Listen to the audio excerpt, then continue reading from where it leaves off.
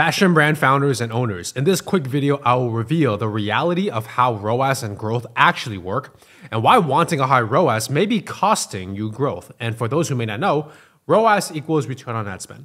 This is for fashion brands who are doing 30K per month or more online and are ideally spending money on ads already. This is especially for you if maybe you are currently getting a high ROAS, but you are frustrated about why you aren't growing as fast as your competitors, or maybe you don't understand why your profit is going down despite having a good ROAS. If you're experiencing these problems along these lines, pay close attention because this video will help you solve those problems. And quick background, if you're new here, I'm Brandon, one of the co-founders of Digiceptual. We specialize in scaling fashion brands for over 4 years now. Here are some of the brands we work with. And we have over 14 testimonials from fashion brand founders on the results and experience with us.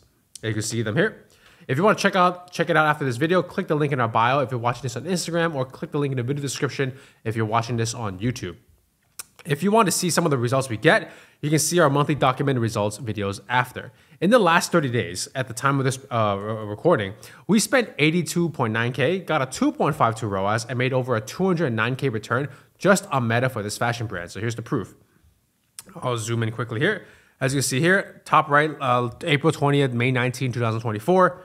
And here we spent 82.9K, 2.52 ROAS, over a 209K return. And her AOV is roughly $480. Now, most people might think this ROAS is terrible, and it seems like it, right? Like 2.52, But the funny thing is that one, she's profitable. Two, she's growing. That's the key word, growing. Our approach to ads is to help the fashion brand grow.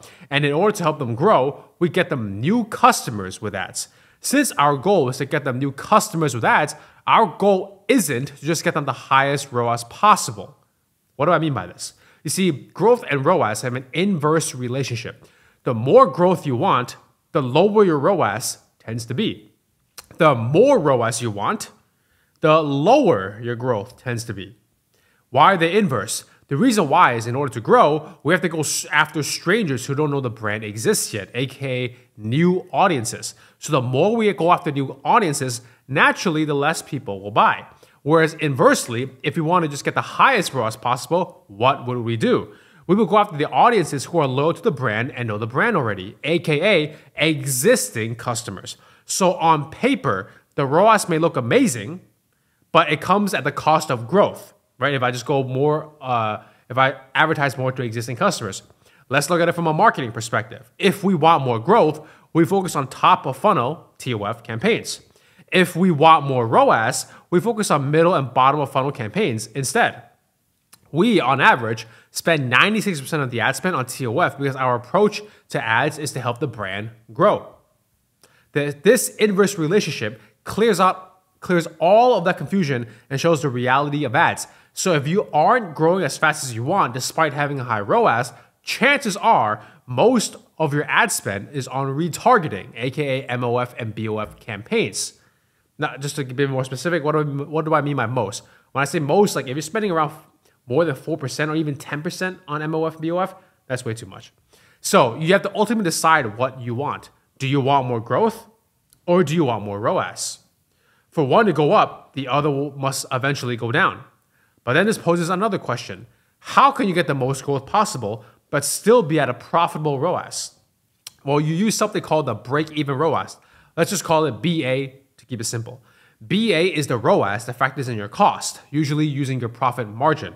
To calculate BA, you divide 1 by your profit margin percentage. For easy math, let's pretend your margin is 50%.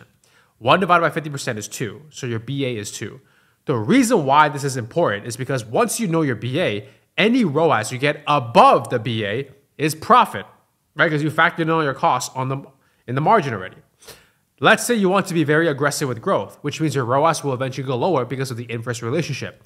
Your ROAS can go as low as 2.3 or even 2.2, and you'll still be profitable because you know your break even is a 2. The BA serves as a clear indicator of how far you can push growth while being profitable. So for this brand, for instance, she wants aggressive growth. We know what the break-even is, and as long as we aren't too close to it, we just keep spending and growing. She doesn't care about getting the highest ROAS possible.